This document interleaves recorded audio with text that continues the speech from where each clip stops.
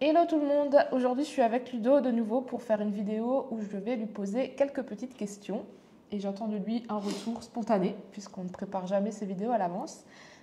Aujourd'hui le thème que j'ai choisi d'aborder c'est en tant que coach ou professionnel de l'accompagnement, quel est le bon moment pour se faire accompagner ou pas peut-être. Ok, ça marche, très bien, merci. J'adore ces vidéos-là parce que ça ne me demande aucune préparation. Non, bah non, c'est du spontané. Donc je voilà. kiffe. Ok, quand se faire accompagner? Moi j'ai déjà envie de poser la question de est-ce qu'il faut se faire accompagner ou pas, tu vois. Donc je me la pose. Est-ce qu'il faut se faire accompagner? Il y a deux écoles. Il y a l'école de je suis autodidacte et du coup je vais tout faire par moi-même et donc non, je refuse de me faire accompagner. Je vais acheter des petites formations à droite et à gauche très peu chères ou des livres ou des vidéos sur YouTube. Ouais. Et en tant que tel, tu prends toute ma chaîne YouTube et tu auras toutes les informations qu'il te faut vis-à-vis du développement d'une activité dans l'accompagnement. Cependant, est-ce que c'est suffisant pour en vivre? Bon, c'est une autre question.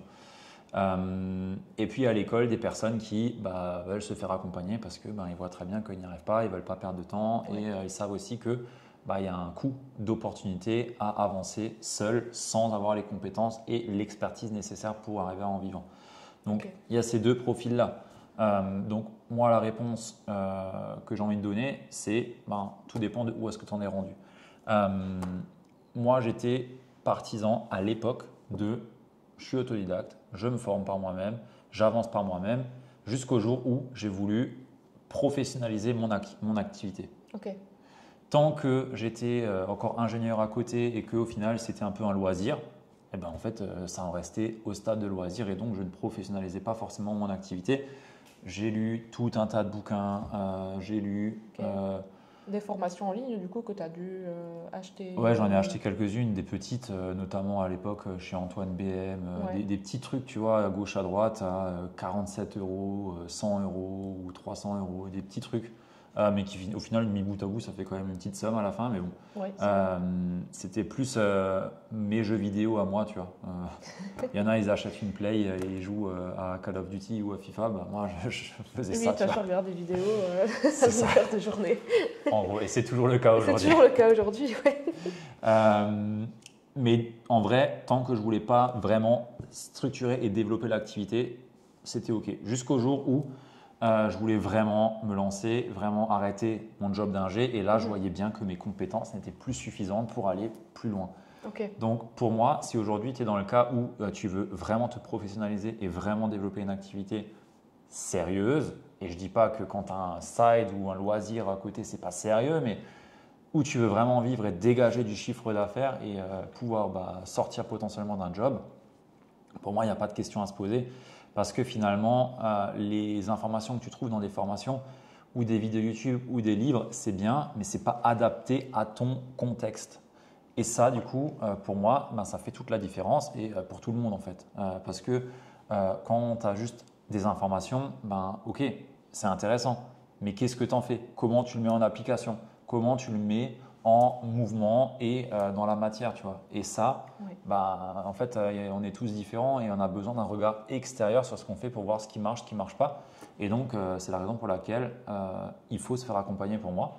Et encore une fois, voilà, moi, je vends de l'accompagnement, donc forcément, je prêche pour ma paroisse, mais en même Oui, mais temps, en même temps, oui. je suis le plus gros consommateur.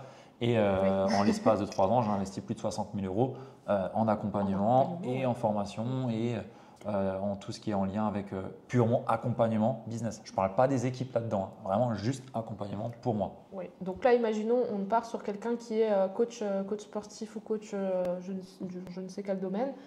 Il a ses compétences, il n'y a pas de sujet, il sait ce qu'il fait, il sait comment aider une personne dans sa perte de poids, il sait comment s'y prendre, mais par contre, chercher des clients, là, ça devient différent. Ouais. Donc c'est plutôt ce point de départ en fait qu'on peut prendre pour un accompagnement, c'est se dire ok, moi j'ai toutes mes compétences, maintenant le but c'est de vivre de ces compétences et comment je fais pour en vivre. Ouais. Donc on part de là en fait. Bah oui, on part de là et on part pas de ok, j'ai vu qu'il fallait faire de la communication parce que tout le monde dit qu'il faut communiquer sur les réseaux. Non, Ouais, en fait, on part vraiment de ok, j'ai une activité à développer, quelles sont les étapes à dépasser ou plutôt à traverser pour arriver jusqu'à signer des clients, tu vois. Ouais. Et ça, à part dans un accompagnement, tu trouveras nulle part ailleurs parce que déjà, on est très spécifique sur les métiers de l'accompagnement parce qu'on ne développe pas un business de formation. Encore que la formation, ça pourrait à peu près s'apparenter à la même stratégie à quelques différences près sur la façon de le vendre. Mais au final, les stratégies de com et tout, c'est sensiblement les mêmes. Mais tu ne vends pas la même chose entre vendre un téléphone que vendre un accompagnement. Tu vois. Ou c'est même, encore une fois, différent de vendre une prestation de service pour, je sais pas moi, un réparateur de climatisation qui fait du service et la personne qui fait de l'accompagnement en bien-être, tu vois, c'est différent. Ou alors c'est encore différent, une personne qui fait, je sais pas ce que, prestataire de service pur et dur, tu vois, dans la téléphonie ou autre. Bon, ben, en fait, tu ne vends pas et tu ne structures pas le business de la même façon qu'une personne qui fait du coaching ou de l'accompagnement, tu vois. Et si maintenant, imaginons, la personne qui nous écoute, elle se dit « Ouais, mais attends, là, une formation pour apprendre à vendre, tout ça, ça ne me plaît pas trop. Moi, je voudrais bien le déléguer, tout ça. » Est-ce que ça vaut le coup ou pas? On démarre, on a des compétences, mais on ne sait pas vendre. On se dit à la vente, je délègue, je trouve quelqu'un qui le fera pour moi. Ouais, c'est une bonne idée. Non, c'est pas du tout une bonne idée. Pas une bonne idée, d'accord. Je me permets juste, avant de passer à ta question sur la délégation, parce que je pense qu'il y a encore des choses à apporter sur votre point. Ok, vas-y. Sur le quand, se faire accompagner. Oui, le bon moment, c'est quand tu veux vraiment te professionnaliser et vraiment développer l'activité. Mais au-delà de ça, je pense aussi que le bon moment, c'est quand tu es aussi en train de te former à ton métier, tu vois. Donc, ce serait même à faire en même temps, en parallèle? Okay. Ouais, en parallèle. Regarde quand tu fais, par exemple, je sais pas moi, j'ai fait mes études d'ingé, ok. Tu es à la fac, machin, tu fais tes cours. Bon, tu as des cours de méca, tu as des cours. Moi, j'avais méca, j'avais lean, j'avais physique, j'avais je sais pas quoi, tous les cours là, de théorie, je sais même plus ce que j'avais. Mais j'avais aussi des cours pour le postuler à des boîtes, pour te vendre ton CV, machin, tout ça. J'avais des cours là-dessus aussi. D'accord. Et ça ne s'est pas fait à la fin, ça s'est fait en même temps, tu vois. Bon, pas sur l'année 1, mais sur l'année 3, tu vois. Oui, bien sûr, c'est vrai. Ouais. Et ça, du coup, pour moi, c'est pareil dans les métiers de l'accompagnement. Tu te formes à l'art-thérapie, tu te formes à la PNL, tu te formes au Reiki. En fait, n'attends pas la fin de ton accompagnement, de ta formation pour commencer à te dire « Ah, ça serait bien que je réfléchisse à comment signer des clients. » Sauf si tu fais ça à côté d'un job salarial, que c'est un loisir et que c'est des cours du soir et que tu prends ton temps, c'est pas pareil. Par contre, si admettons, et je prends cet exemple parce que c'est un exemple courant dans les personnes qu'on peut accompagner, tu as du chômage, tu as tes 2 ans, ou maintenant c'est un peu moins, je ne sais pas combien c'est. C'est vrai que ce camp-là est aussi hyper important. Parce que là, on ne va pas attendre la fin des droits chômage pour se dire aïe aïe aïe, je ne gagne pas ma vie. Ouais, et surtout que les formations métiers, elles sont longues en général, c'est 6 mois, 1 an. Si après 1 an, tu n'as toujours pas commencé à embrayer sur des stratégies d'acquisition de clients, en fait, littéralement, il te reste plus que 1 an. Ou alors 6 mois, parce que je sais pas, ils ont réduit le temps, je sais pas à combien. J'avoue que j'ai pas trop. Ouais, j'en sais rien, mais ils ont réduit, je crois. Et en fait, tu te retrouves avec un délai qui est ultra short pour réussir à développer l'activité. Et donc, tu vas être sous pression, tu vas être dans un espace de manque, tu vas commencer à douter de plus en plus de toi et ça va être la merde. Donc, pour moi, le meilleur moment pour commencer à lancer des démarches de développement d'activité, c'est peut-être à la moitié de ton parcours de formation. Parce qu'à ce stade-là, on a déjà suffisamment d'éléments pour savoir vers qui est-ce qu'on va pouvoir te cibler, travailler le positionnement, déjà travailler une offre, déjà travailler un parcours client, on peut déjà travailler une stratégie de communication. Ça peut être hyper complémentaire en fait. Mais c'est un accélérateur de ouf. C'est un accélérateur de ouf. Dès que je vois ça, pour moi, c'est une opportunité et que je dis à la personne, écoute, vas-y tout de suite parce que en fait, d'autant plus si on est dans ces fameux 6 mois à 2 ans de chômage avec une deadline qui est plus ou moins courte. J'avoue que si j'étais à travailler 2 journées et à faire 2 accompagnements, ça devient un peu compliqué. Mais effectivement… Non, c'est pour ça, ça dépend le contexte. Mais soit tu as tu le fais en cours du soir et c'est un loisir, soit tu le fais de façon plus sérieuse, même si l'autre est aussi sérieuse, hein, mais pro. Et dans ce cas, ton seul unique objectif, c'est à la fin que tu arrives à signer tes clients et à les attirer. Tu vois. Donc pour moi, c'est dès le départ, il faut y aller. Et il y en a des clients qui sont en même temps dans leur formation métier et en même temps chez nous, par exemple, et qui signent déjà des clients alors qu'ils n'ont pas fini leur formation métier. Parce qu'en fait, si tu es déjà suffisamment compétent pour accompagner et qu'en plus de ça, on a de la clarté sur le parcours client, tout ce qu'on fait dans l'accompagnement chez nous, par exemple, tu peux déjà accompagner. Tu vois. Tu as déjà les clés, tu as déjà les ressources, tu as déjà les outils. De se dire, en général, je ne suis pas prête, je n'ai pas fini, le point n'est pas placé, la bonne virgule. Oui, c'est ça. En gros, surtout que d'habitude, ces personnes-là, elles n'ont pas une seule formation. Elles en ont déjà fait 2, 3 avant métier, donc elles sont largement compétentes. Et un autre point, petite parenthèse là-dedans, c'est que les personnes qui vous vendent des formations métiers ne sont pas les personnes compétentes pour moi. Après, je ne connais pas tout le monde, mais en règle générale, ne sont pas compétentes pour vous apprendre le marketing, la vente, la communication. Ce n'est pas leur métier. Chacun son métier. Exactement. Mais je sais que beaucoup, ils font la promesse que oui, tu te formes au métier et en même temps, à la fin, tu arriveras à signer des clients parce qu'on va t'aider à construire ton offre, machin. Sur le papier, c'est sexy, mais la réalité, c'est qu'ils sont bons dans leur métier. Mais le marketing, la communication, la vente, l'entrepreneuriat à part, c'est tout un autre panel de compétences à acquérir que naturellement, eux ne peuvent pas avoir parce qu'ils sont déjà sur leur champ d'application qui est le métier en tant que tel. Surtout que la personne qui va t'accompagner sur tes compétences métiers ne va pas forcément être celle qui va savoir vers quel genre de clientèle tu veux t'orienter. Mais non, mais en plus… Elle ne va pas chercher à savoir, elle va peut-être te donner ses conseils à elle, sa vision à elle de… Qui est souvent très mauvaise. Peut-être aussi, oui. Très mauvaise en général. Les conseils qui sont donnés, c'est vendre des séances à 60 € de l'heure et tu te retrouves avec des gens qui n'arrivent pas à remplir leur frigo, qui ne savent pas se positionner, qui n'arrivent pas à communiquer, qui sont comme tout le monde parce qu'on leur a dit que leur formateur, il fallait faire ça. Au final, ils font plus de dégâts qu'autre chose. On se noie dans la masse, quoi. Clairement, c'est une catastrophe. Ils connaissent rien en copywriting, ils connaissent rien en marketing, ils connaissent rien à la création d'offres réelles. Ils savent juste ce qu'ils ont fait à l'époque qui marchait. Et où ils voient des tendances et ils se disent que c'est ce qu'il faut faire, mais en fait ils y connaissent rien, tu vois. Donc pour moi quand tu vois le temps que nous on passe par client pour tous ces sujets de marketing et structuration en individuel, en collectif et ainsi de suite, c'est impossible qu'eux te fassent exactement le même niveau de rendu et c'est ce qu'il faut, tu vois, pour y arriver. Donc voilà. Je pense qu'on a fait le tour sur la question. Je te reprends du coup sur celle que tu avais dit. Sur l'autre que j'avais avant, qui était de dire que finalement, si je n'aime pas une partie du métier, que ça implique forcément de trouver des clients, est-ce que je peux potentiellement déjà déléguer cette partie? Ouais, ça dépend où tu en es rendu. Pour moi, honnêtement, déléguer un pan de son activité sous les 40 000 € annuels ne sert à rien. D'accord. Vraiment. Après… Ça ne veut pas dire qu'il ne faut pas prendre un assistant ou une assistante à côté pour faire des tâches administratives ou des choses répétitives ou des trucs comme ça. Donc la délégation pourrait être éventuellement un comptable en ligne ou un…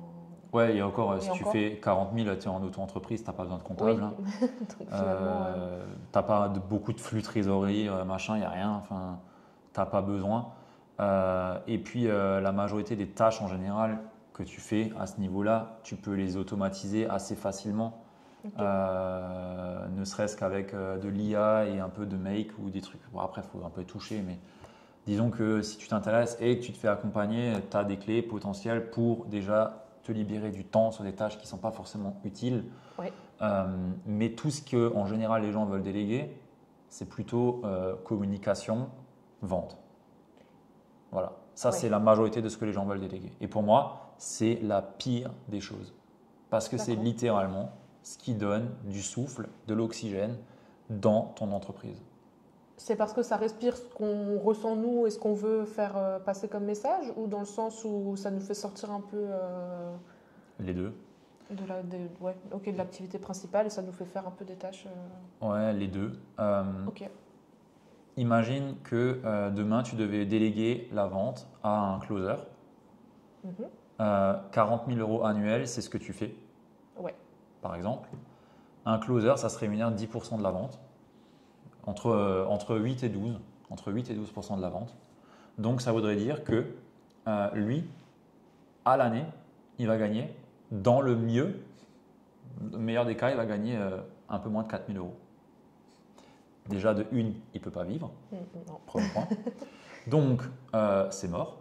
Donc il faut déjà pouvoir en vivre soi-même correctement Voilà, premier point. pour pouvoir ensuite. Ouais. Deuxième point, tu fais 40 000 annuels, tu n'as pas de flux pour occuper cette personne parce que tu n'as pas assez de calls en fait, tu n'as pas assez de rendez-vous. Le mec, il va se faire chier. Donc, ça reflète aussi le niveau de chiffre d'affaires. Troisième niveau, si tu es à ces stades de chiffre d'affaires, ça veut dire que c'est toi qui amène les appels et ainsi de suite parce que à ce niveau-là, tu n'as pas de tunnel de vente, tu ne fais pas de publicité. Et si tu en fais, franchement, c'est pas au niveau que je recommande de faire de la vente. Ouais, il n'y a pas besoin de tunnel de vente, il n'y a pas de pub pour faire 40 000 euros annuels. Tu prends juste Instagram, Facebook ou LinkedIn et ça suffit largement en organique. Parce qu'en plus de ça, si tu fais que 40 000 euros et que tu as de la pub, ça veut dire que grosso modo, tu as 10-15 000 euros minimum de publicité dessus. Donc à la fin, il ne te reste plus rien. Donc juste petit point. Donc la vente en fait c'est même pas la question. C'est même pas une seule. Enfin c'est même impossible. Techniquement impossible. En plus de ça, tu te tapes que des débutants parce que qui est confirmé, un closer comme dit il veut gagner 5 000 euros par mois. Bon s'il veut gagner 5 000 euros par mois, ça veut dire que ta boîte, elle doit en faire au moins 600 000 euros. Oui. Si ta boîte, elle ne fait pas 600 000 euros annuels, ton closer, il ne gagnera même pas 5 000 euros par mois. Donc, en fait, un closer qui sait closer, il ne viendra pas chez toi parce qu'il sait qu'il ne gagnera rien. Donc, tu vas te taper que des débutants qui ne savent pas vendre. Ils vont te plier ton chiffre d'affaires en deux. Au final, tu ne gagneras plus rien du tout. C'est horrible. Jamais de la vie. Ouais, ok. Ce sont des bons arguments. J'en ai encore un tas, mais juste avec ça, je pense que tu as compris que ce n'est pas du tout nécessaire. C'est clair. Après, finalement, si une personne qui ne s'est pas fait accompagner, elle va peut-être pas le voir comme ça, mais en fin de compte, de se faire accompagner et d'apprendre toutes les ficelles du métier de la vente, de communiquer, de trouver ses clients, au final, c'est que du bon parce que derrière, si un jour tu es amené à faire ces chiffres, ce qu'on souhaite à tout le monde quand il se lance, c'est de connaître les dessous, en fin de compte, de ne pas juste avoir un closer et de se dire, il va faire son métier, mais en fin de compte, je ne sais pas trop ce qu'il fait. En fait, je l'ai fait moi-même, donc j'ai appris, donc je sais aussi quelle est ma clientèle, je me suis confrontée à cette clientèle, donc je peux aussi aider le closer par la suite à communiquer avec cette clientèle. Enfin, ouais, au final, l'accompagnement, il est bénéfique dans tous les cas. Donc pour démarrer, pour gagner sa vie, et pour comprendre tous les dessous de ce qu'implique une activité en fait. Oui. Il n'y a pas que mes compétences, il y a tout cet autour qui est hyper important. Bah oui, clairement. Et tu vois, on parlait communication aussi. Beaucoup de gens pensent que je vais prendre un community manager et ça va suffire pour m'aider à trouver des clients. Spoiler alert, le community manager, il ne t'aidera pas à trouver des clients. Le community manager, franchement, il ne va servir à rien du tout. Il va faire des posts basés sur ce qu'il pense. Mais en général, ton positionnement, il n'est pas bon, ton offre, elle n'est pas bonne, ton message, il n'est pas là, il n'y a pas d'alignement avec ton histoire, avec ce que tu fais et ainsi de suite. Il n'y a rien en fait. Donc le community manager, qu'est-ce que tu veux qu'il fasse? Il va te faire un travail qui est là pour publier. Il occupe de l'espace en fait en publiant, tu vois. D'accord. Et il n'y a pas de stratégie claire derrière pour convertir. Même si il te dit qu'il y en a une, mais en fait, il se base sur quoi? Parce que la base de la base, c'est toi et c'est ton essence. Le community manager, pour moi, il est intéressant, par exemple, donc déléguer la communication. Pour moi, c'est intéressant quand, je ne sais pas, nous, on l'a délégué quand il y a 1 an. Oui, l'activité, elle faisait déjà 250 000 euros, un truc comme ça. Oui, là, on a un message qui est bon, on a une offre qui est validée, on a un positionnement qui est clair. J'ai déjà fait plus de, je ne sais pas combien de centaines de posts sur lesquels il peut s'appuyer. J'ai des angles précis dans ma communication, ma brand, elle est là, elle est établie. Enfin, tout ça sont des éléments sur lesquels le community manager ou la personne qui s'occupe de la communication va pouvoir s'appuyer pour continuer à faire le travail ou à amplifier le travail qui a déjà été fait. Mais ça part d'une base existante et cette base existante, elle part de moi. C'est souvent les étapes qu'on a envie de brûler quand on commence une activité. Complètement. On n'a pas envie de se mouiller, on n'a pas envie de passer ces fameux appels de vente, on n'ose pas trop parce qu'à la base, la compétence métier, elle n'est pas là. Et au final, le quand se faire accompagner, du coup, c'est Au plus tôt. au plus tôt. Ouais, finalement, c'est ça en fait, la Ouais. réponse. Mais tu vois, juste le fait de ne pas aimer la vente, on pourrait faire une vidéo juste complète sur le sujet, mais Oui, bien sûr, oui. ne pas aimer la vente, c'est juste être égocentré et regarder juste son propre intérêt, ses propres peurs, tu vois. Si tu es vraiment centré sur le client, ben, ton intérêt, c'est quoi? C'est de le servir. Pour le servir, tu dois faire quoi? Bah, tu dois lui vendre ton accompagnement. Ouais. Mais au-delà de ça, moi, je préfère avoir la posture d'acheteur en tant que vendeur. C'est très paradoxal, mais je ne veux pas avoir une posture Ouais, de mais vendeur, montrer mais que- d'acheteur. Montrer que ton accompagnement, il va leur être bénéfique. Et c'est toi qui vends ce. Ben non, c'est que j'achète le profil en face de moi. C'est-à-dire que Ok. je ne suis pas là pour vendre mon accompagnement à tout prix, loin de là, Mhm. mais pour acheter finalement le modèle à la personne. C'est-à-dire que si le profil de la personne en face de moi, ben, il ne nous correspond pas par rapport à ce que nous on attend d'un client, ben, en fait non, On n'y va pas. on n'y va pas. Ok. Donc je ne suis pas dans une démarche de vente, mais d'achat en face Ok. de moi. Ouais. Et au-delà de ça, ben, on est aussi dans une démarche de compréhension, de service. Et c'est pour ça que lorsqu'on a une personne qui prend un appel, et d'ailleurs si c'est ton cas et que tu veux développer ton activité aujourd'hui, ça tombe bien, je peux placer mon call to action ici, bah, clique juste sur le lien ci-dessous, visionne l'atelier alignement mindset et business et réserve un appel avec moi ou une personne de l'équipe pour que justement on puisse voir ton activité actuelle, ton projet, là où est-ce que tu en es et qu'est-ce qui fait le plus sens par rapport à tes ambitions et voir si derrière on peut t'aider ou pas. Hein. Mais c'est comme ça pour moi que je le vois, tu vois, on est là pour se servir, on n'est pas là pour vendre. Voilà, une petite parenthèse parce que souvent on se dit j'aime pas la vente donc je vais le déléguer. Ouais, Oui. mais non. Ça pourrait être un raccourci. Et en plus de ça, en général, si tu fais ça, tu te retrouves avec des vendeurs qui vont vraiment vendre et en fait, Ouais, juste- parce que du coup, le risque, c'est que toi, l'authenticité que tu veux faire passer Ouais. comme message à tes clients, finalement, il va être complètement bousillé parce que Clairement. la personne qui va vouloir vendre, elle sera là pour vendre. Clairement. Ah oui, oui, clairement. Et C'est pas pour ça que, forcément la vente dans le sens bah non, accompagnant. accompagnement. Ouais, C'est complètement. pour ça que je suis pas fan du tout et c'est pas du tout l'approche qu'on a non plus chez nous. Mais au-delà de ça, c'est que si tu fais de l'accompagnement, c'est que tu aimes l'humain. C'est que tu aimes servir les clients que tu veux servir. Ouais. Donc, je remets juste l'église au centre du village. Si tu ne veux pas discuter avec ces gens-là, ne te lance pas dans l'accompagnement. C'est. Bah oui, Bah oui, évidemment. bah oui. Ok. Bah oui, je le place juste parce que des fois, Non, il y a bah, des c'est gens, vrai. ils te disent non, mais moi, je veux pas faire d'appel avec les gens. Mais pourquoi tu es dans l'accompagnement alors? Ouais, Ah parce non, mais que moi, je veux vendre accompagner sur sans- un tunnel de vente et comme ça, c'est automatique. Bah, il n'y a rien d'automatique déjà pour commencer. Ça marche pas. Ouais. Enfin, ça marche. Ça marche, mais pas à tes débuts. Là, Encore on une fois. pourrait rentrer dans la relation de confiance, de montrer que ce que je fais, Oui. ça vaut le coup de venir me voir, moi. Exact. Et là, ouais. Ok. Et ça, tant que tu n'as pas atteint un certain Mm. palier, tu ne l'auras jamais parce qu'on débute tous au point 0 et il faut passer à l'étape 1. De 0 à 1, il y a plein de choses à faire. Ensuite, on passe de 1 à 2, à 3, à 4, à 5. Mais de 0 à 1, on ne peut pas mettre de tunnel de vente Encore et y une aller fois, à 0. il faut se faire accompagner rien Oui. que pour avoir ce Oui. genre de choses en face de soi, parce que sinon, je pense qu'on est à mille lieues quand on a des formations où on nous dit un petit plan tout guidé. Encore une fois, on se cache, en fin de compte. On se cache derrière bah, c'est bon, je vais suivre l'étape 1, machin, je suis tout seul, il n'y a personne qui va me dire, bah si, à un moment donné, il va falloir que tu te lances, il va falloir que tu appelles, il va falloir que tu... Et je vais t'accompagner, je vais te montrer comment y aller, et ça Ouais, peut bloquer, mais quoi. juste là, avec ce que tu dis, ça me fait penser à un point, tu vois, c'est les gens qui veulent déléguer la communication ou la vente. Mm. C'est juste qu'en fait, ils prennent pas leur responsabilité et ils veulent mettre la responsabilité à l'extérieur. Et en fait, ce qu'ils vont déléguer, c'est pas ce qu'ils veulent pas faire. Ce qu'ils vont déléguer, c'est la responsabilité du fait que ça marche pas, en se disant, Ouais, c'est pas ma bah, faute, c'est pas lui ma qui l'a faute, pas- c'est lui, ça marche pas, il a Mm. dit que ça allait marcher, machin, tu vois.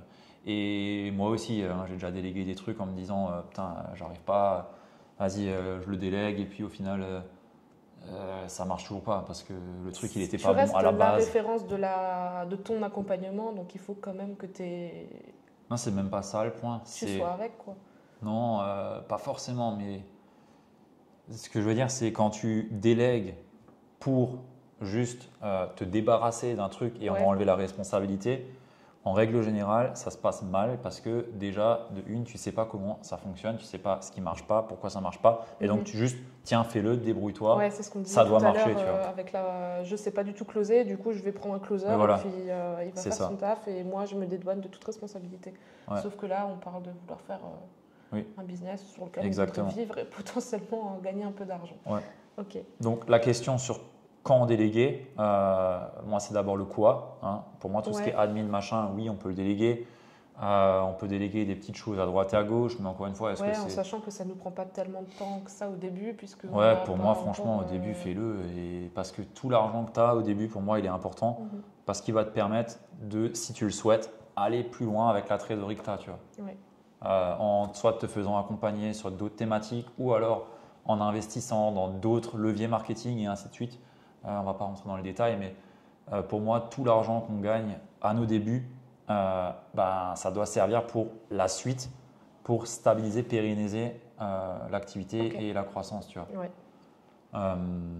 Et l'erreur de tout déléguer tout de suite dès le début, en fait, tu n'en es pas rendu là encore. Tu n'as pas encore assez de recul, il n'y a pas de process, il n'y a pas de formation pour les personnes qui rentrent dans l'équipe.